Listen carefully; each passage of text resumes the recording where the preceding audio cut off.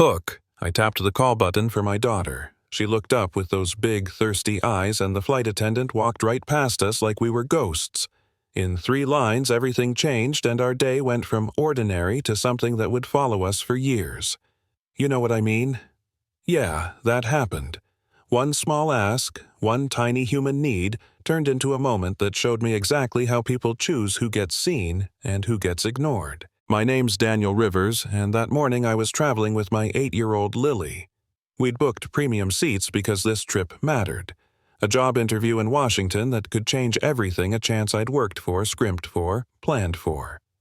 Lily had stickers on her backpack, a battered little book about pilots, and she was buzzing with that kind of kid energy that makes airports feel like playgrounds. Everything felt normal until it didn't. We boarded Flight 407. Business cabin leather seats, the kind of cabin that smells faintly of coffee and confidence. The flight attendant in charge introduced herself as Karen Blake. Smile, professional posture, practiced.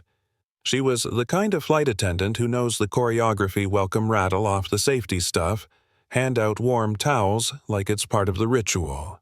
When Karen walked by our row, she looked straight at me, then turned away without a word. She handed a glass of orange juice and a warm towel to the man across the aisle. A quick joke, a crisp, friendly, "Enjoy your flight," and Lily watched it all with her tiny face flattened against the window. "Daddy." "I'm thirsty," she said, polite as a bell, and I hit the call button. A soft chime. Nothing. I waited. 5 minutes later, she said it again, and the chime answered with the same indifferent air. Karen kept moving, serving smiling for everybody else, the whole cabin being handled like a well-oiled machine. Everybody but us. You could feel the difference like a pressure change in the cabin. At first, I gave the benefit of the doubt. Maybe she's busy, maybe she didn't see us. But when you've been in situations where you're overlooked so often that you can feel the pattern before you see it, you start to notice the shape of things. Who gets eye contact, who gets the practiced smile, who gets a full explanation about wine options, and who gets averted eyes. I stood up and walked to the galley, measured calm. The kind of walk you get after years of learning not to lose your cool. "Excuse me, ma'am," I said, voice low, polite. "My daughter needs some water." She looked up for a blink, then turned back to her cart. "We're preparing for service, sir. Please return to your seat." There it was. The script. The dismissal. Right in front of 20-some other passengers. Lily began to cry, then a quiet thing that breaks you more than a shout. A woman, 2 rows up, a pediatrician on her way to a conference, stood and said, "That child needs water." Her voice was steady, clinical. A few people pulled out phones. A kid grabbed a tablet, the camera angle tilting toward our row, the kind of instinct people have now. Record if it looks wrong. Marcus, a newer flight attendant, tried to step in with a picture, but Karen intercepted him with a clipped, "I've got this section." She didn't have it. She had a preference. Warm towels, magazines, extra peanuts for everyone in rows 8 through 14, except row 12. She would smile, offer wine to the man next to us, talk about the vineyard like they were old friends, and when she reached our seats, her hands slowed as if the job had suddenly become hard. That deliberate ignoring is like a cold hand around your throat. Lily watched the pretty lady pass us by and asked Daddy, "Do we need to be nicer?" My chest tightened. I wasn't looking for a confrontation. I wasn't there to prove anything. But when a child is upset because an adult decided she isn't worth a drink, something in you moves. I rose again, steadier this time. "Ma'am, could you please bring my daughter some water?" I kept my voice measured. I'd learned that tone in uniform years earlier when keeping control saved lives. The cabin had fallen quiet in a way that made it clear people were watching for the story to unfold. Karen turned on that practiced glare, the one that says you're the one in charge and no one's to question your authority. "Sir, we serve according to protocol. Please return to your seat." Protocol for what? For making a child feel small. Protocol for choosing who is worthy of basic kindness. An older businessman slammed his newspaper down. "This is ridiculous," he said. And suddenly there were voices. A chorus of decent people who could see what was happening. And then Karen crossed a line. She looked at Lily and without hesitation said loud enough for half the cabin. Sometimes people who can't afford these seats get upset when they don't get extra attention. Her words hit like a slap. Lily's face crumpled like someone had stolen a piece of her. The word afford landed where it always does in the gut. People gasped.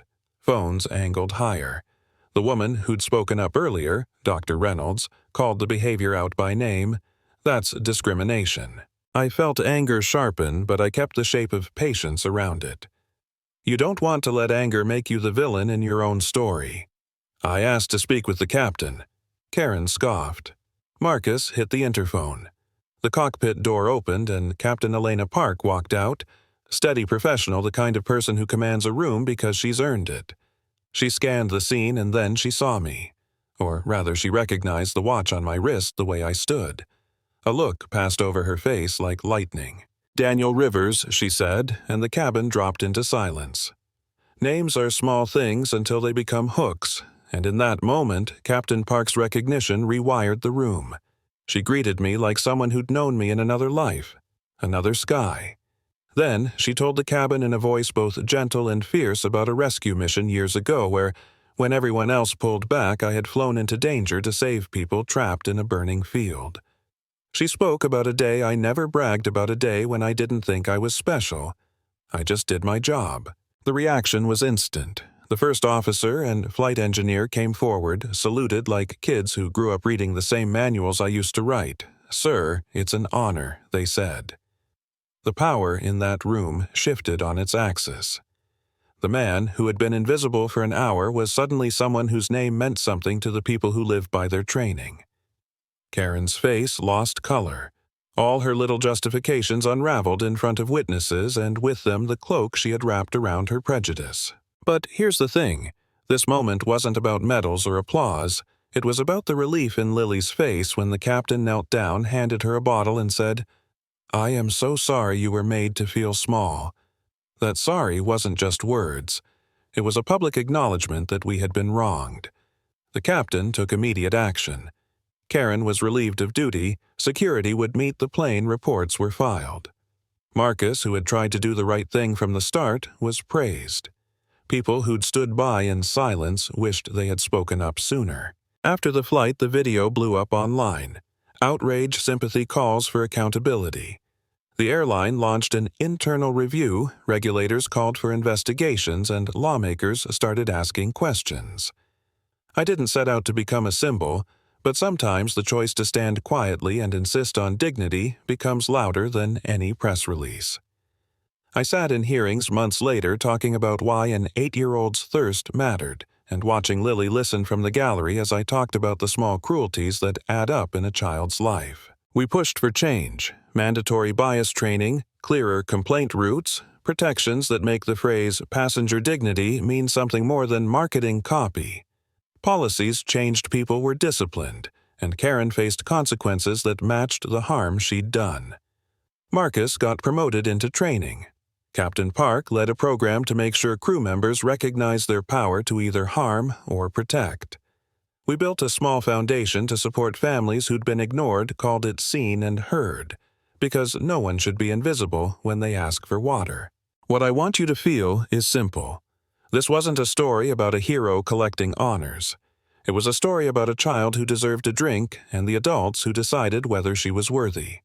The rest followed because ordinary people chose to say, "That's not acceptable," right now.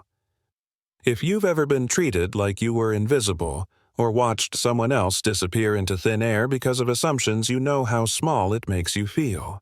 And if you haven't acted when you saw it, you can start tomorrow by speaking up. So tell me in the comments, where do you stand? Have you seen someone ignored because of who they are, or been the one ignored? What did you do, or what do you wish you'd done? Is justice about punishment, or about changing the system that allowed the wrong in the first place? Hit like if you believe nobody should be made to feel invisible. Subscribe if you want more stories about ordinary people turning pain into change, and share this so somebody else remembers to hand that kid a bottle of water. We get to decide who gets seen. What will you choose?